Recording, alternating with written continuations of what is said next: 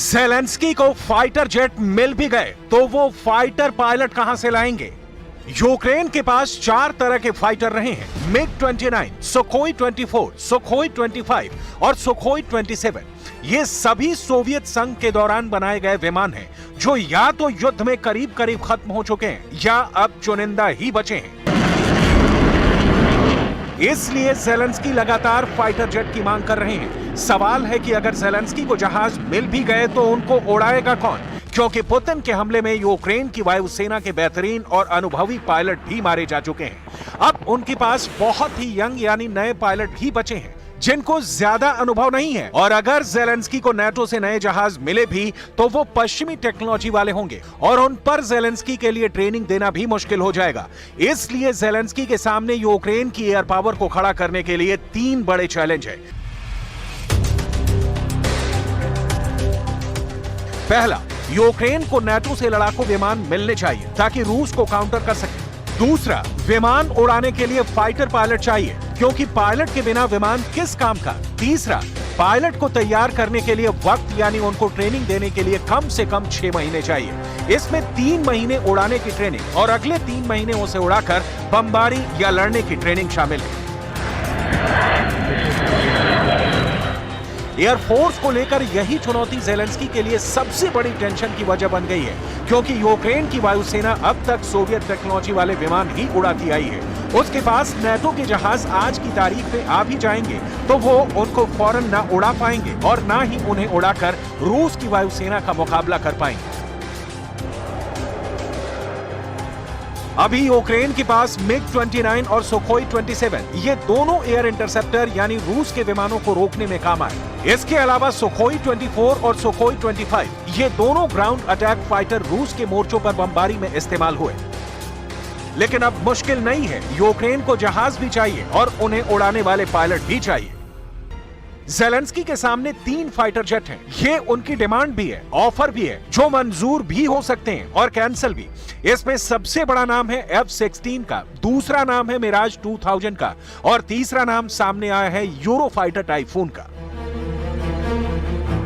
Zelensky को बताया गया है कि पुतिन से बचने के लिए उनके पास इन तीनों में से एक ही विकल्प बचा है, लेकिन ज़ेलेंस्की की जिद ऐसी कि वो अब तीनों फाइटर जेट चाहते हैं। ज़ेलेंस्की युद्ध जीतने के लिए या कहें कि रूस से बचने के लिए तीनों फाइटर जेट चाहते हैं।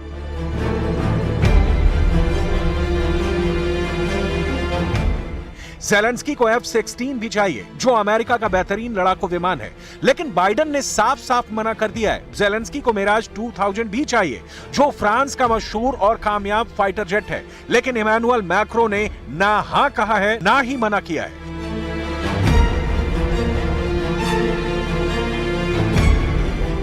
ज़ेलेंस्की को नई जनरेशन का यूरोफाइटर टाइफून भी चाहिए। हालांकि ब्रिटेन ने कहा है कि ऐसा मुमकिन नहीं, क्योंकि विमान पर ट्रेनिंग देने पर ही बहुत वक्त लग जाएगा।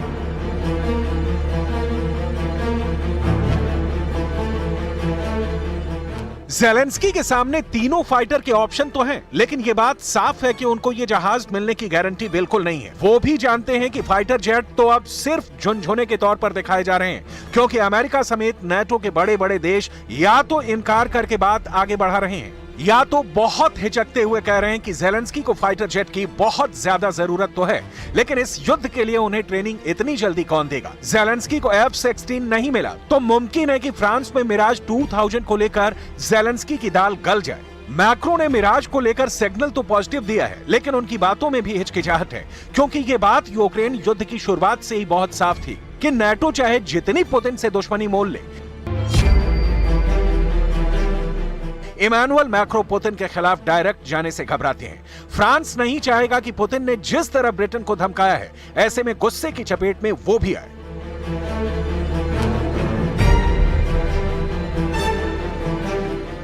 ज़ेलेंस्की की डिमांड देखते हुए 3 बातों में फ्रांस की नीयत साफ साफ झलक रही है। वो मिराज या किसी और तरह के फाइटर के लिए बहुत बच बचाकर कदम उठाना चाहता है। पहली ये कि यूक्रेन की तरफ से अभी कोई आधिकारिक तौर पर लड़ाकू विमानों की मांग नहीं की गई है। दूसरी बात ये कि विमानों का इस्तेमाल रूस के खिलाफ नहीं होगा और यूक्रेन उनसे सिर्फ अपनी हिफाजत करेगा। और तीसरी बात ये कि यूक्रेन को विमान देने से खुद फ्रांस के पास हथियारों की कमी नहीं होनी चाहिए। मिराज 2000 फाइटर्स को लेकर फ्रांस की फिक्र अपनी जगह और रूस के फाइटर जेट्स के बढ़ते हमलों को लेकर ज़ेलेंस्की की टेंशन अपनी जगह है, क्योंकि अब तो रूस के साथ बेलारूस की तरफ से भी एयर अटैक का खतरा है। रूस और बेलारूस की वायुसेनाएं एक साथ अभ्यास कर रही हैं और यूक्रेन में पुतिन के स्पेशल ऑपरेशन के दौरान दोनों देश और करीब आ गए हैं। पुतिन अब अपने फाइटर जेट्स बेलारूस में भी तैनात रखना चाहते हैं ताकि यूक्रेन पर उत्तर की तरफ से भी पूरा दबाव बनाए रखा जाए। रूस की एयर पावर को रोकने के लिए आपको एक बार फिर दिखाते हैं ज़ेलेंस्की के विकल्प।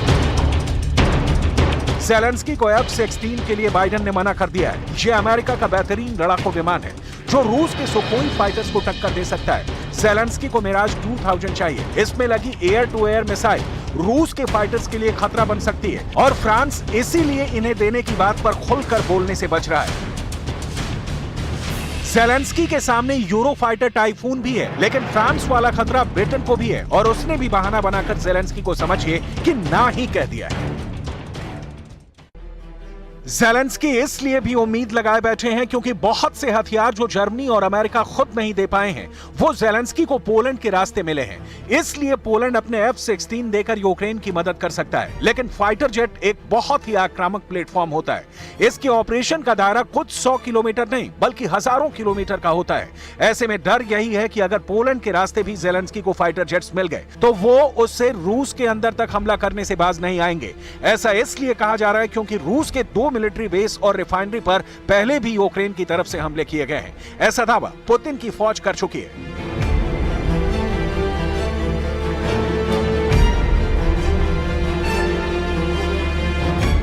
तो ज़ेलेंस्की की फाइटर जेट्स वाली डिमांड पर अमेरिका ने ना कह दिया है। ब्रिटेन ने साफ साफ मना कर दिया है। जर्मनी ने भी हवा हवाई बात कह दी है। फ्रांस की तरफ से भी गोलमाल जवाब मिला है।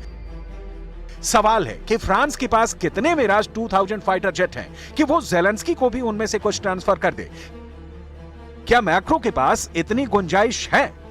फ्रांस के पास 100 से ज्यादा मिराज 2000 फाइटर जेट हैं। इसमें 66 ग्राउंड अटैक वेरिएंट हैं, जबकि करीब 25 एयर डिफेंस रोल में काम आते हैं। अब फ्रांस इन्हीं 25 में से यूक्रेन को फाइटर जेट दे सकता है।